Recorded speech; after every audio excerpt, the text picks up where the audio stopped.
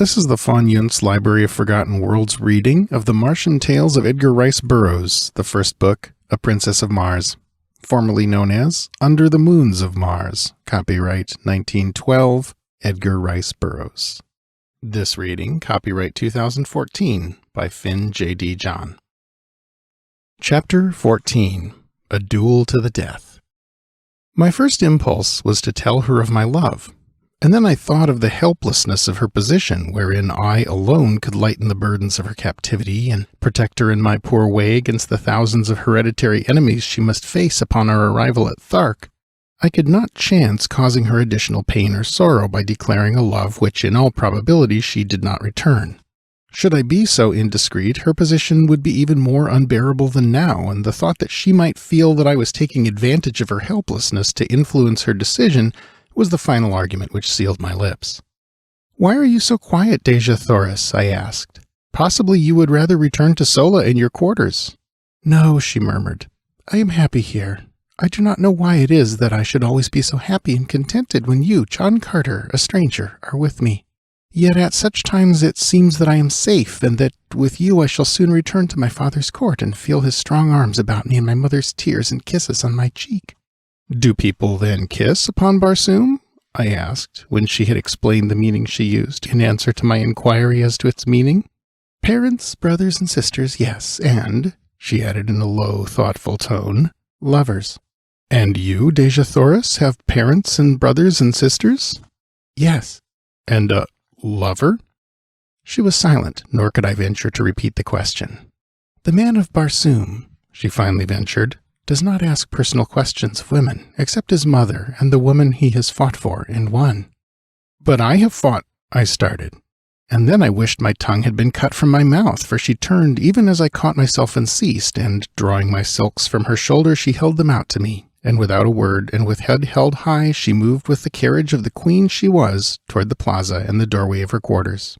I did not attempt to follow her, other than to see that she reached the building in safety. But directing Woola to accompany her, I turned disconsolately and entered my own house.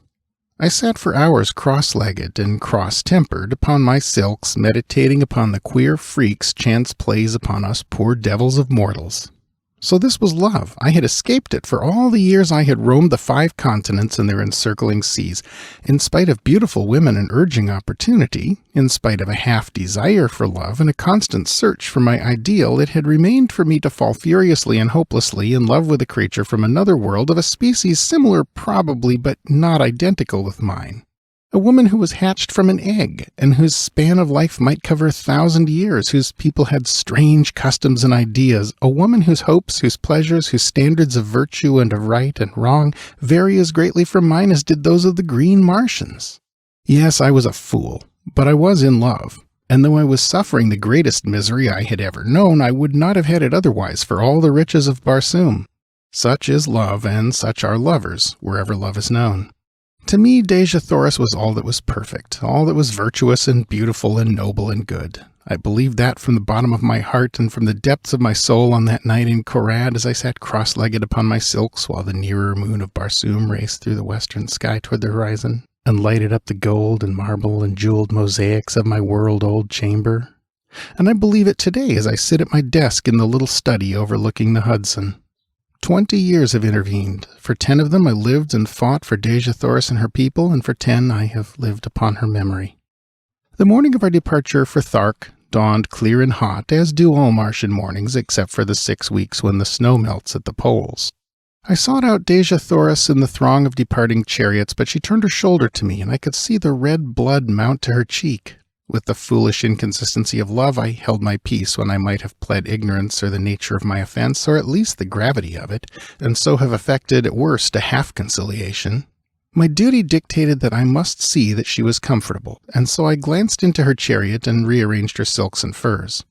In doing so, I noted with horror that she was heavily chained by one ankle to the side of the vehicle. "What does this mean?" I cried, turning to Sola. "Sarkocha thought it best," she answered, her face betokening her disapproval of the procedure. Examining the manacles, I saw that they fastened with a massive spring lock. "Where's the key, Sola? Let me have it." "Sarkocha wears it, John Carter," she answered. I turned without further word and sought out Tars Tarkas, to whom I vehemently objected to the unnecessary humiliations and cruelties, as they seemed to my lover's eyes, that were being heaped upon Dejah Thoris.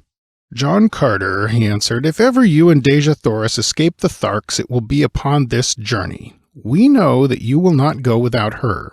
You have shown yourself a mighty fighter, and we do not wish to manacle you, so we hold you both in the easiest way that will yet ensure security. I have spoken." I saw the strength of his reasoning at a flash, and knew that it was futile to appeal from his decision. But I asked that the key be taken from Sarcocha, and that she be directed to leave the prisoner alone in the future. "This much, Tars Tarkas, you may do for me in return for the friendship that I must confess I feel for you." "Friendship?" he replied. "There is no such thing, John Carter, but have your will, I shall direct that Sarcocha cease to annoy the girl, and I myself will take custody of the key." "Unless you wish me to assume the responsibility," I said, smiling. He looked at me long and earnestly before he spoke. "Were you to give me your word that neither you nor Dejah Thoris would attempt to escape until after we have safely reached the court of Tal Hodges, you might have the key and throw the chains into the river Is." "It were better that you held the key, Tars Tarkas," I replied. He smiled and said no more, but that night as we were making camp I saw him unfasten Dejah Thoris' fetters himself. With all his cruel ferocity and coldness, there was an undercurrent of something in Tars Tarkas which he seemed ever battling to subdue. Could it be a vestige of some human instinct come back from an ancient forebear to haunt him with the horror of his people's ways? As I was approaching Dejah Thoris' chariot, I passed Sarcocha, and the black venomous look she accorded me was the sweetest balm I had felt for many hours. Lord, how she hated me! It bristled from her so palpably that one might almost have cut it with a sword.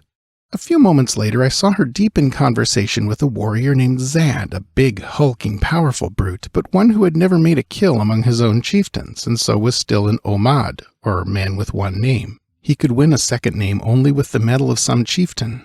It was this custom which entitled me to the names of either of the chieftains I had killed. In fact, some of the warriors addressed me as Dotar Sojat, a combination of the surnames of the two warrior chieftains whose medal I had taken, or in other words, whom I had slain in a fair fight. As Sarcocha talked with Zad, she cast occasional glances in my direction while she seemed to be urging him very strongly to some action. I paid little attention to it at the time, but the next day I had good reason to recall the circumstances, and at the same time gain a slight insight into the depths of Sarcocha's hatred and the lengths to which she was capable of going to wreak her horrid vengeance on me. Dejah Thoris would have none of me again this evening, and although I spoke her name, she neither replied nor conceded by so much as the flutter of an eyelid that she realized my existence. In my extremity, I did what most other lovers would have done. I sought word from her through an intimate. In this instance, it was Sola whom I intercepted in another part of camp. "What is the matter with Dejah Thoris?" I blurted out at her. "Why will she not speak to me?"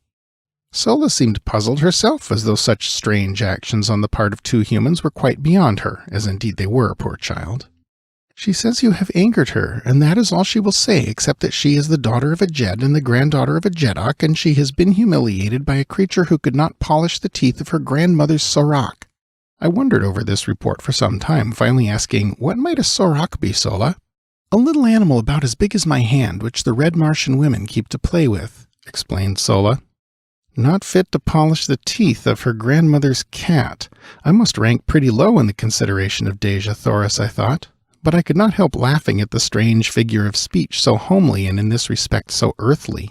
It made me homesick, for it sounded very much like not fit to polish her shoes, and then commenced a train of thought quite new to me.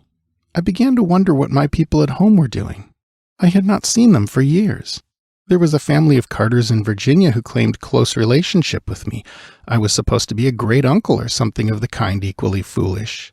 I could pass anywhere for 25 to 30 years of age, and to be a great uncle always seemed to me the height of incongruity, for my thoughts and feelings were those of a boy. There were two little kiddies in the Carter family whom I had loved and who had thought there was no one on earth like Uncle Jack. I could see them just as plainly as I stood there under the moonlit skies of Barsoom, and I longed for them as I had never longed for any mortals before. By nature a wanderer, I had never known the true meaning of the word home. But the great hall of the Carters had always stood for all that the word did mean for me, and now my heart turned toward it from the cold and unfriendly peoples I had been thrown amongst. For did not even Dejah Thoris despise me? I was a low creature, so low in fact that I was not even fit to polish the teeth of her grandmother's cat. And then my saving sense of humor came to my rescue, and laughing I turned into my silks and furs and slept upon the moon-haunted ground the sleep of a tired and healthy fighting man. We broke camp the next day at an early hour and marched with only a single halt until just before dark. 2 incidents broke the tediousness of the march. Around noon we espied, far to our right, what was evidently an incubator, and Lorquas Ptomal directed Tars Tarkas to investigate it. The latter took a dozen warriors, including myself, and we raced across the velvety carpeting of moss to the little enclosure. It was indeed an incubator, but the eggs were very small in comparison with those I had seen hatching in ours at the time of my arrival on Mars. Tars Tarkas dismounted and examined the enclosure minutely, finally announcing that it belonged to the green men of Warhoon and that the cement was scarcely dry where it had been walled up.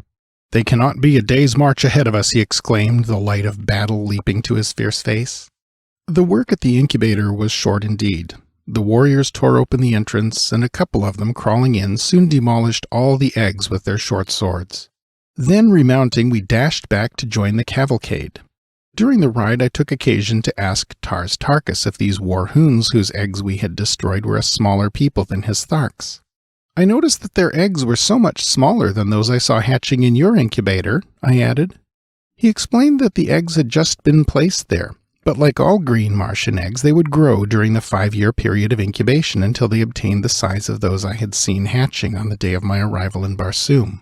This was indeed an interesting piece of information, for it had always seemed remarkable to me that the green Martian women, large as they were, could bring forth such enormous eggs as I had seen the 4-foot infants emerging from. As a matter of fact, the new laid egg is but little larger than an ordinary goose egg, and as it does not commence to grow until subjected to the light of the sun, the chieftains have little difficulty in transporting several hundreds of them at one time from the storage vaults to the incubators. Shortly after the incident of the Warhoon eggs, we halted to rest the animals, and it was during this halt that the second of the day's interesting episodes occurred.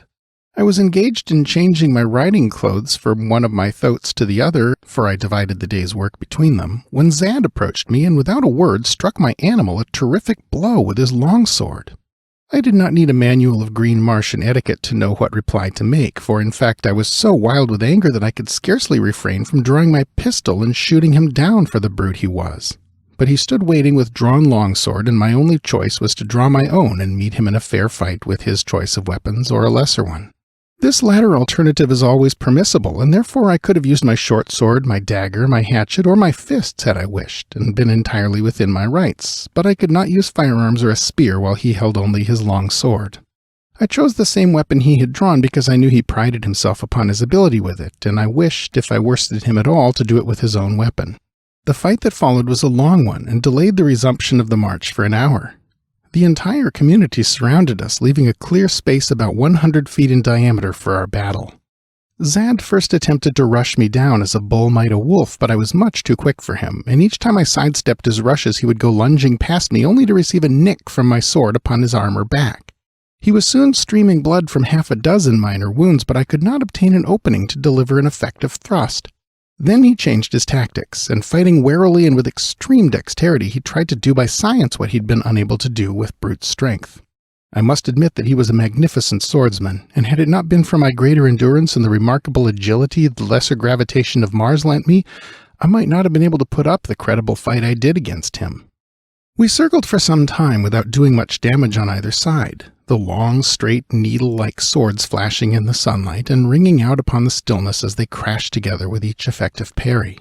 Finally Zad, realizing that he was tiring more than I, evidently decided to close in and end the battle in a final blaze of glory for himself. Just as he rushed me, a blinding flash of light struck full in my eyes so that I could not see his approach and could only leap blindly to one side in an effort to escape the mighty blade that it seemed I could already feel in my vitals.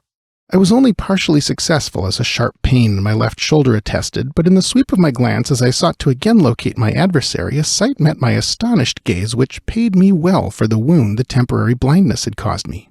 There upon Deja Thoris's chariot stood 3 figures for the evident purpose of witnessing the encounter above the heads of the intervening Tharks. They were Deja Thoris, Sola, and Sarcocha, and as my fleeting glance swept over them, a little tableau was presented which will stand graven in my memory to the day of my death. As I looked, Dejah Thoris turned upon Sarcoca with the fury of a young tigress and struck something from her upraised hand, something which flashed in the sunlight as it spun to the ground.